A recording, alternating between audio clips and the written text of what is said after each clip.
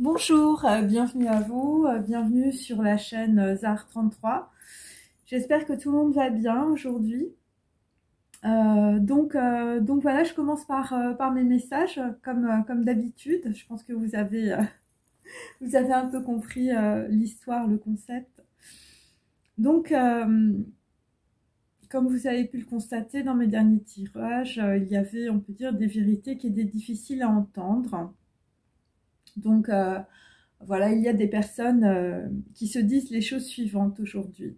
Ma vie est un naufrage. C'est trop tard. Je me suis réveillée trop tard. C'est une cause perdue. J'ai perdu. Pas de retour en arrière possible. Je me suis fourvoyée dans un chemin qui n'était pas le mien. Je me suis mis en quatre pour les gens de mon entourage, mais je n'ai rien fait pour moi. Ce n'était pas la vie que je voulais. Je me sens complètement en décalage. Je me sens bloquée. Je ne sais pas quoi faire. J'ai mal aux reins, j'en ai plein le dos. Donc en fait, on a donc des personnes qui sont, on peut dire, dans ce genre de pensée. Et, euh, et en fait, ce qui m'est venu, c'est, on va dire, le nettoyage du chakra racine et du chakra sacré. Donc il y a des périodes de nettoyage, on peut dire, comme celle-ci. Et il s'agit de périodes de nettoyage par rapport aux ancêtres et par rapport aussi à la créativité de ta vie et de ta sexualité.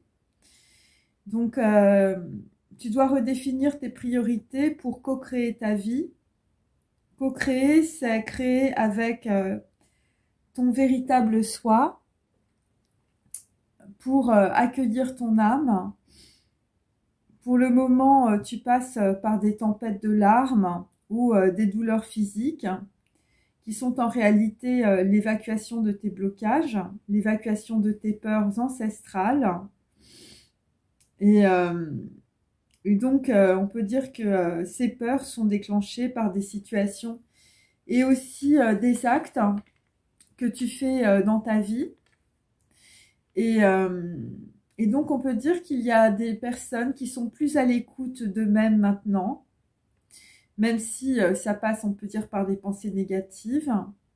Tu redéfinis, on peut dire, tes relations aux autres et à l'autre, et aussi ta sexualité avec le chakra sacré. Comment tu envisages ta relation à l'autre, et tu te rends compte que tu étais dans ton système de survie, soumis à tes peurs et tes blocages familiaux. Tu te rends compte que tu n'as pas vécu, que tu as laissé échapper des situations parce que tu avais peur d'aimer et de construire avec la personne que tu aimais. Mais tu croyais que l'amour n'était pas possible. Tu étais dans la fuite de tes sentiments ou de tes engagements.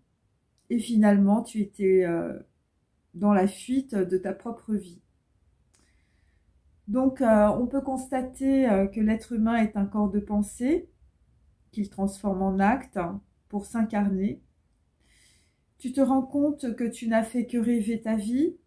Tu as fait des projections de personnes ou de situations dans lesquelles tu te sentais incapable de les vivre. Et maintenant, tu te dis que c'est trop tard. Tu es dans les regrets parce que tu crois que tu n'es pas, on peut dire, capable d'être heureux ou heureuse et d'atteindre, on peut dire, le bonheur auquel tu as droit. Et donc, cette remise en question, en réalité, est le bon chemin pour traverser ses croyances, ses doutes, de passer par des tempêtes de larmes, de croire que tout s'effondre pour tout reconstruire.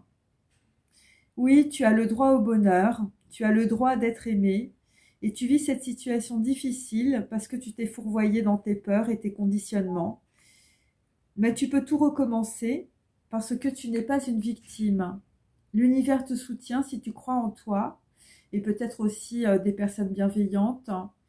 Si tu te transformes, si tu sais t'écouter et évacuer tes peurs, ta tristesse, Et si tu sais dire stop aux gens à qui tu as toujours dit oui pour te faire accepter, parce que tu ne te sentais pas légitime à cause de l'amour que tu n'as pas reçu de ta mère ou de ton père. Tu vas devenir de plus en plus autonome et en pleine conscience de tes moyens, de prendre ta vraie vie, celle qui commence aujourd'hui, en main. Voilà, j'espère que ça vous a inspiré en tout cas. Et donc ce message est aussi pour les personnes que j'ai eues, on peut dire par WhatsApp,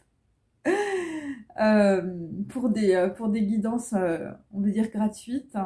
Voilà, c'est pour vous donner l'envie d'avoir envie, même quand c'est difficile, même quand vous avez l'impression, on peut dire, de ne regarder que les choses négatives dans votre vie. Il faut savoir regarder vers la lumière. Il faut savoir évidemment lâcher son orgueil, lâcher ses vanités. Voilà, lâcher l'ego, crucifier l'ego.